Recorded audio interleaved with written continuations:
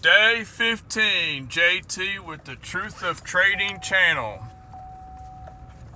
Wow, these past 4 days have been brutal.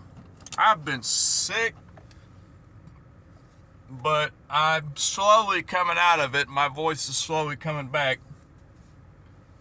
Yes, we're starting a new week today. It's Sunday. So we are starting our third week. Woo, amazing. On this talking and driving and listening about thoughts about trading and what it can be like in the trenches and how it is and how to overcome certain mindsets at the beginning, you know. Yeah, we all want to win. We all want to be the best traders ever. Number one, I want to win millions of dollars, you know. Bruh, you got to slow down, you know. First, we have to learn how to trade. Then, we need to slowly apply our mind to what trading is and how it affects us mentally and how we can stay in the game. Excuse me. It's brutal on your psyche, you know, especially if you're struggling, you know. And a lot of it depends, too, on how your current situation is. I always talk about that. What is your current situation, you know? Why people always say, oh, the rich just get richer and the poor just stay poor, you know. Well, part of that is mindset, you know. People that are well off, you know, it's not killing them if they're, you know, if they miss out on certain investments or they lose on this investment. It's nothing to them because they know that eventually they keep investing and they keep making some decent, you know, calls and projections on stocks or anything else that, you know, they'll start coming out ahead in some of their investments. You know, they can handle drawdown. They can handle losing. And I kind of tipped on this a little bit yesterday about drawdowns and stuff. How much of a drawdown can we handle as a trader? You know, the markets, they can go where they want to go. You know, you have to have a certain point in your plan where your idea is no longer valid. And you have to come up with that plan. And when you start getting to that certain point before your idea gets invalid, then you start entering your trade. And when it hits your invalidation point, you get out. You were wrong. Just get out. Forget it. You lost that one. Your plan did not work out. They don't always work out. Most of the time, they don't work out, you know. But as long as you just have good execution and you get out when you're supposed to and you don't keep trying to force a position that's not happening, you'll be able to take another trade down the road.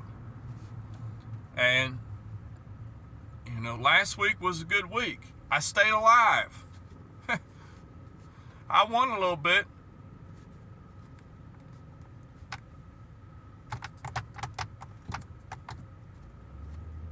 But I stayed alive.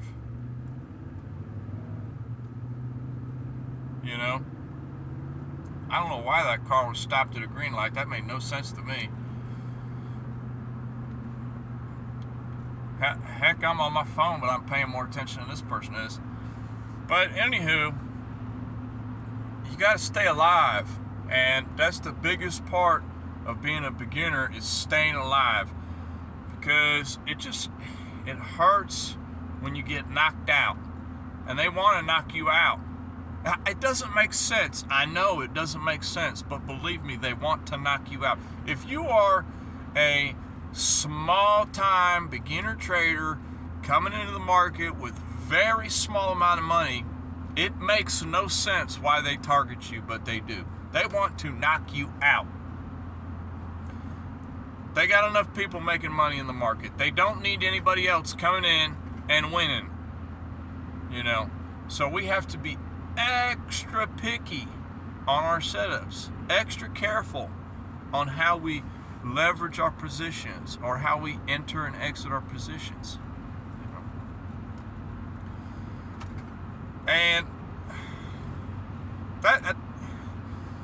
and you got to be real too, you know. They say it takes money to make money. I've talked about this before, and this is very important. Yes, it does take money to make money, but at the beginning, what they always say that to you at the beginning.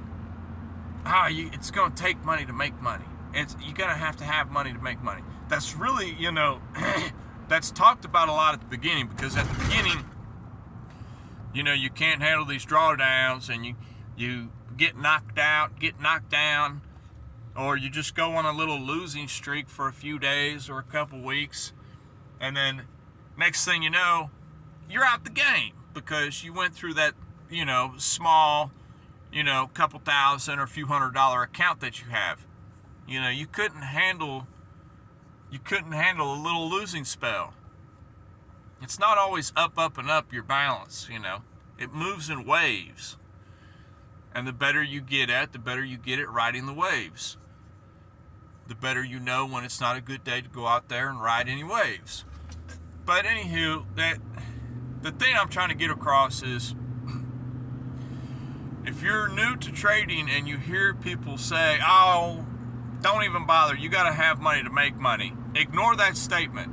The reason they tell you that statement, this is just my opinion, the reason that statement became so popular and pushed out there is because that's what they want you to think.